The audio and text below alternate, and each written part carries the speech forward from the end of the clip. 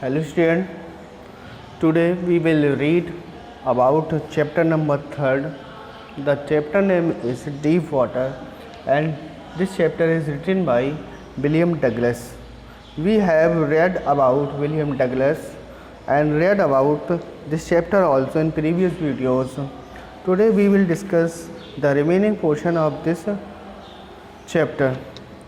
We have read that I went to the pool when no one else was there.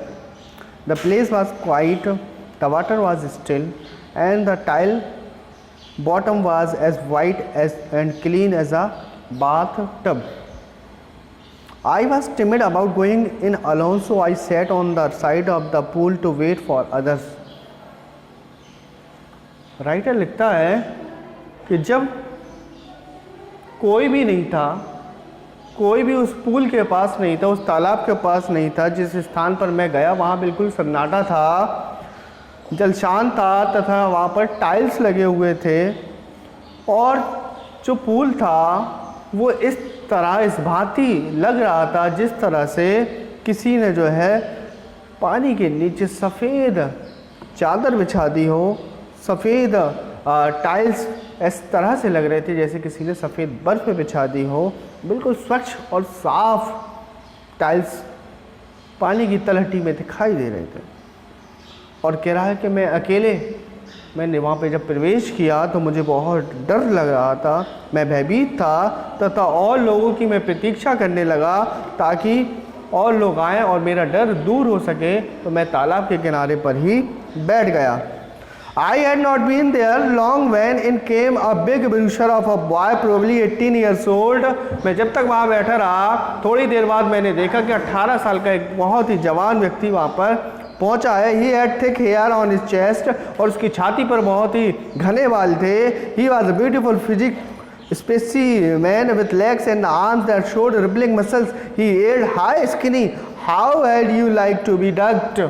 और उसने मुझे आके बुलाया, ए पतलू, क्या मैं तुम्हें डुबो दूं और तुम्हें डूबना कैसा लगेगा? तुम्हें पानी में छप छप करना कैसा लगेगा? चलो मैं तुम्हें डुबो देता हूं। और मैं बहुत डरा हुआ था।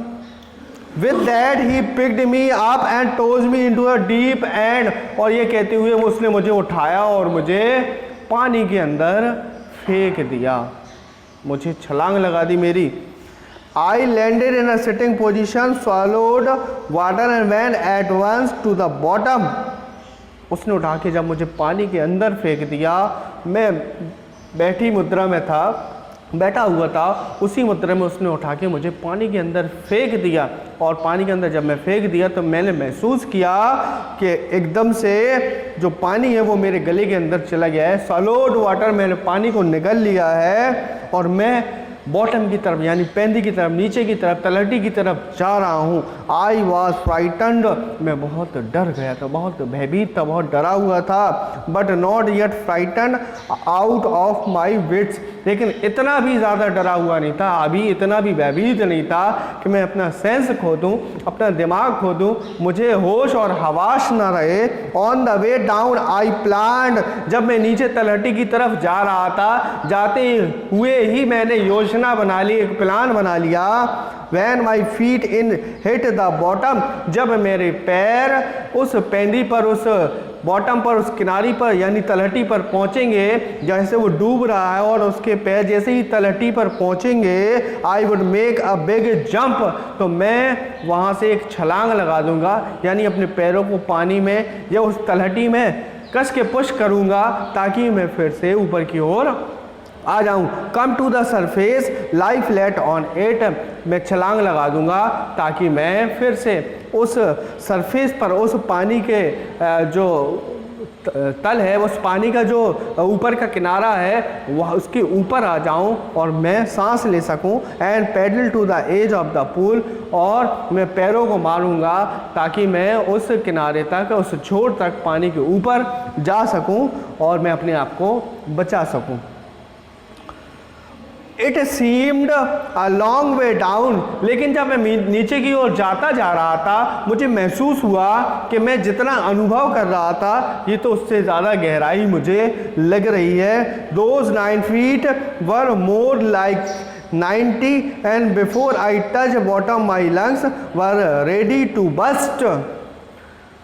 Those 9 feet, जो वो 9 फुट थे, seems like 90, मुझे 90 फीट की तरह लग रहे थे। वो जो 9 फीट थे मुझे 90 फीट की तरह लग रहे थे, यानी वो गहराई 9 फीट की जो उस तालाब की, उस पुल की थी, वो 9 फीट थी। और जब मैं नीचे की ओर जा रहा था तो मुझे वो 9 फीट लगभग 90 फीट के बराबर लग रहे थे। And before I touch bottom my lungs were ready to burst, और जैसे ही मैं उस बॉटम तक टच करता, वहाँ तक पहुँचता, मुझे लगा कि मेरे फेफड़े फट जाएंगे, यानी उनसे सांस लेना मुझे मुश्किल हो रहा था। और मुझे लगा कि कैसे भी मैं उस बॉटम को छू लूँ, नहीं तो उससे पहले मेरे फेफड़े फट जाएंगे। But when my feet hit bottom I summoned all my strength and made what I thought was a great spring upwards. जैसा कि मैंने सोचा था, मैंने प्लान बनाया था, योजना बनाई थी नीचे जाते हुए कि जैसे ही मैं तलहटी को छूऊंगा, दोनों पैरों से पूरी ताकत लगा के ऊपर की ओर आऊँगा, ताकि जो है ऊपर की ओर आते समय जो है मैं जल्दी से पहुंच जाऊं और पूरी ताकत लगा दूं और मैं ऊपर पहुंचने के बाद अपने आप को बचा सकूं। ऐसी योजना उसने बनाई थी। तो जैसे ही वो नीचे पहुंचा, उसने अपनी पूरी ताकत दोनों पैरों की तलहटी पे मारी, ताकि जो है वो ऊपर की ओर जाए। Upwards I summoned all my strength and made what I thought was a great spring upward. और किस तरह से मैं ऊपर की ओर अपने आप को पूरी ताकत लगा के, पूरी छलांग लगा के ऊपर ला सकूं। I imagined I would bob to the surface like a cork. मैंने सोचा था कि मैं कार्क की भांति, एक जो है एक वस्तु होती है कार्क जो पानी में तैरती रहती है, जैसे आपने सुना होगा थर्माकोल का नाम, उसी तरह से एक कार्क होता है, वो भी पानी में कभी डूबता नहीं है। तो उसने सोचा कि मैं जब पैरों से छलांग लगाऊंगा तो कार्क की भांति ऊपर की ओर आता चला जाऊंगा और जो है मैं आराम से उस पर तैरता रहूँगा। तो इसी वजह से इसने छलांग लगाई थी, अपने दोनों पैरों से जंप की थी कि वापस वो धीरे धीरे वापस आ जाएगा कार्क की तरह। इंस्टीड आई केम अप स्लोली, बल्कि मैं कार की तरह नहीं, बल्कि बहुत धीरे धीरे ऊपर की ओर आ पा रहा था। I open my eyes and saw nothing but water, water that had a dirty yellow tinge to it. मैंने जब अपनी आंखों को खोला तो मुझे पानी के अंदर कुछ नहीं दिखाई दिया सिवाय पानी, पानी ही पानी, यानी जल ही जल मुझे दिखाई दे रहा था। और वो कैसा जल? गंदा पीले रंग का वो जल मुझे चारों तरफ सतह पर दिखाई दे रहा था। इसके अलावा कुछ ना था। आई गिरू पैनिकली, मुझे बहुत डर महसूस हुआ, डर पैदा होने लगा मेरे अंदर। I reached up as if to grab a rope and my hands clutched only at water. मैंने कोशिश की, जब मैंने पीले रंग का पानी देखा तो मैंने चीखने की कोशिश की, हाथ पैर मारने की कोशिश की, आवाज़ को बाहर निकालना चाहा, लेकिन मेरी आवाज़ बाहर ना आ सकी। आई वॉज सफोकेटिंग, मुझे सांस लेने में प्रॉब्लम होने लगी, मेरा दम घुटने लगा। I try to yell but no sound came out, मैंने चिल्लाने की कोशिश की लेकिन मेरी आवाज़ बाहर नहीं आ रही थी। बट नॉट माई माउथ, मेरी आवाज़ भी बाहर नहीं आ रही थी। और कह रहा है ना मेरा मुंह बाहर आ पा रहा था, जिसकी वजह से मैं चिल्ला नहीं पा रहा था। पानी जो है मेरे मुंह के अंदर भरा जा रहा था, मेरी आंखें बाहर थीं, मेरी नाक बाहर थी, जिससे मैं सांस ले सकता था, आंखों से देख सकता था, लेकिन मेरा मुंह अभी भी बाहर नहीं आया था। I flailed at the surface of the water, swallowed and choked. Soup की तरह, यानी सालन की तरह, किसी सीरे की तरह वो पानी मेरे अंदर जाता जा रहा था और मैं पानी को निगलता जा रहा था, जिससे मेरा जो गला था वो चोक हो गया था, रुक गया था और मैं कुछ बोल नहीं पा रहा था। I try to bring my legs up, मैंने अपने पैरों को चलाने की कोशिश की, बार बार पैर मारने की कोशिश की। जो पानी में डूबता है आपने देखा होगा कि वो जो है बचने की कोशिश करता है, but they hung as dead weight, paralysed and rigid.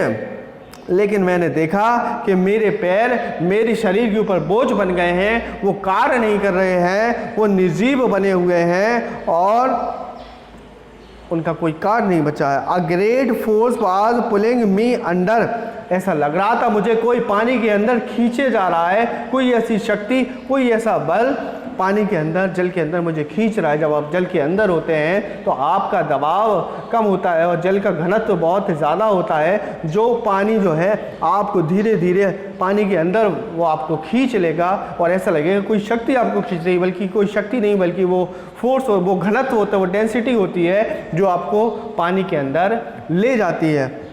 तो इसने भी यही महसूस किया कि उसको कोई ऐसी शक्ति है जो उसे लगातार खींचे जा रही है। A great force was pulling me under, कोई शक्ति जो है मुझे अंदर खींचे जा रही है, कोई शक्ति उसको अंदर खींचे जा रही है, उसने ये महसूस किया और वो अंदर जाता जा रहा है। I screamed but only the water heard me, मैंने चिल्लाया, चीख मारी, लेकिन सिर्फ मेरी आवाज़ पानी नहीं सुनी, क्योंकि चारों तरफ मुझे पानी ही दिखाई दे रहा था। I had started on the long journey back to the bottom of the pool, फिर से मुझे ऐसा लगा कि मैं पूल के बॉटम की तरफ फिर से जा रहा हूँ, फिर से मैं नीचे की तरफ डूब रहा हूँ, मैं वापस अपनी यात्रा जो है उस पूल की तरफ, उस पूल के बॉटम की तरफ यानी कि पैनी की तरफ या तलहटी की तरफ जाता चला जा रहा हूँ। मैंने ऐसा महसूस किया।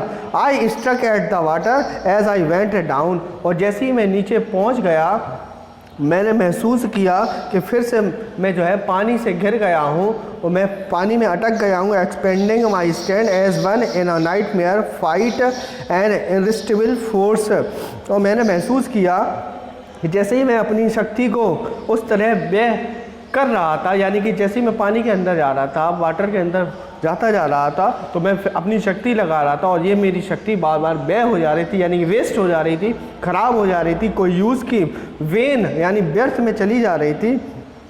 और मुझे ऐसा लग रहा था मैं कोई ऐसा भयानक स्वप्न के अंदर किसी आजमाइश, किसी ऐसी शक्ति से लड़ रहा हूँ जिससे मेरा जीत पाना मुश्किल है। मुझे बहुत दिक्कत हो रही थी, मैं बहुत सोफिस्टिकेटेड महसूस कर रहा था।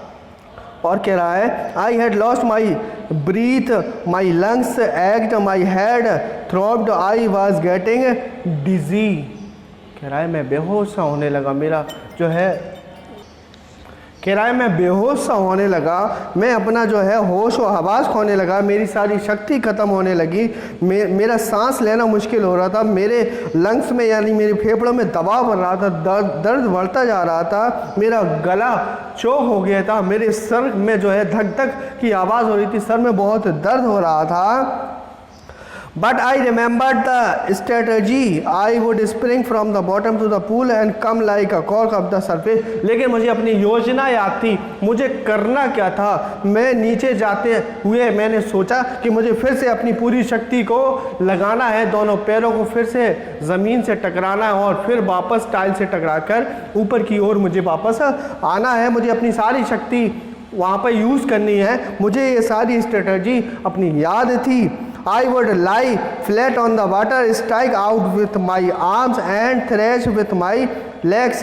मैंने वहाँ पे अपनी योजना बनाई थी कि मैं पानी के ऊपर लेट जाऊँगा और जो अपने हाथों को और अपने पैरों को चलाते हुए मैं पानी के किनारे पर पहुँच जाऊँगा। Then I would get to the edge of the pool and be safe. मैं इस तरह से पानी के किनारे पर पहुँच जाऊँगा और अपने आप को सुरक्षित कर लूँगा और ऐसा करने पर मैं अपने आप को बचा पाऊंगा।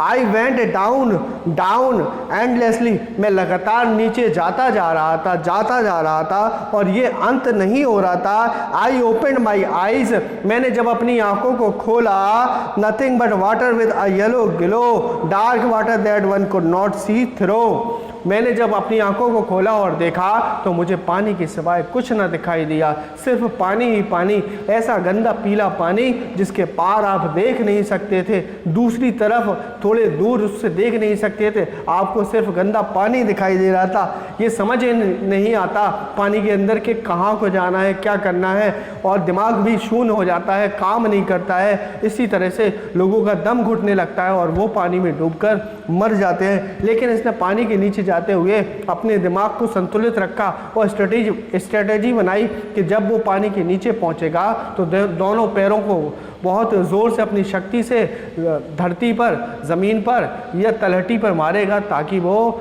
पानी के ऊपर आ जाए। And then sheer stark terror seized me, terror that knows no understanding, terror that knows no control, terror that no one can understand who has not experienced it. और कह रहा है कि ऐसा करते हुए मेरे अंदर डर बैठ गया, एक जो है भय बैठ गया, और ऐसा भय जिसने मुझे काबू कर लिया, उस भय ने मुझे पूरी तरह से अपने अंडर कंट्रोल में कर लिया। ऐसा भय जहाँ समझ काम नहीं करती है, ऐसा भय जो काबू से बाहर हो जाता है, ऐसा भय जो सिर्फ वही जान सकता है जिसके साथ ये हादसा हुआ हो, जिसने इस घटना को महसूस किया हो, ऐसा भय सिर्फ वही महसूस कर सकता है।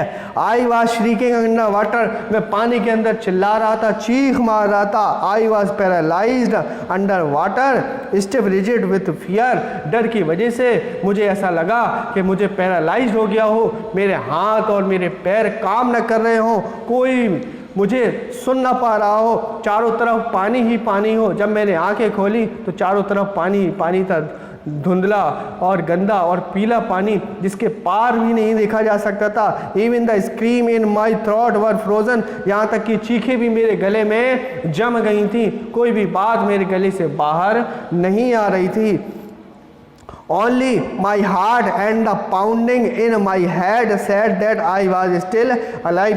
केवल मेरी दिल की धड़कन और मेरे सर में होने वाली धक-धक, यानी कि जो सर दर्द की वजह से जो है सर में धक-धक हो रहा था, सिर्फ दो चीज़ें ऐसी थी जो मुझे एहसास करा रही थी कि मैं ज़िंदा हूँ, मैं अभी जीवित हूँ। बल्कि सारी चीज़ें जो है मुझे परेशान किए जा रही थी कि जब वो शक्ति अपनी पूरी लगा देता था, जब वो ऊपर को आता था तो सिर्फ अपने आँख और नाक को वो बाहर निकाल पाया और फिर से वो पानी में डूबने लगा। दोबारा से उसने जाते हुए स्ट्रेटजी बनाई थी कि मैं पानी में फिर से अपनी शक्ति लगाऊंगा, लेकिन तलहटी बहुत दूर उसको लग रही थी, बार बार 9 फुट की तलहटी उसे 90 फुट की तरह लग रही थी और वो वहाँ बहुत देरी से पहुँच पा रहा था। वो अपनी सारी शक्ति लगाकर वापस आना चाहता था, लेकिन उसका गला, उसका दिमाग, उसके कान, उसकी आंखें सब काम करना बंद कर दी थी। उसे ऐसा लगा कि जैसे उसको पैरालाइज हो गया हो, उसके हाथ और पैर काम ना कर रहे हों और पानी के अंदर उसका दिमाग भी शून्य हो गया हो। The remaining portion we will discuss in the next video. I hope you like the video.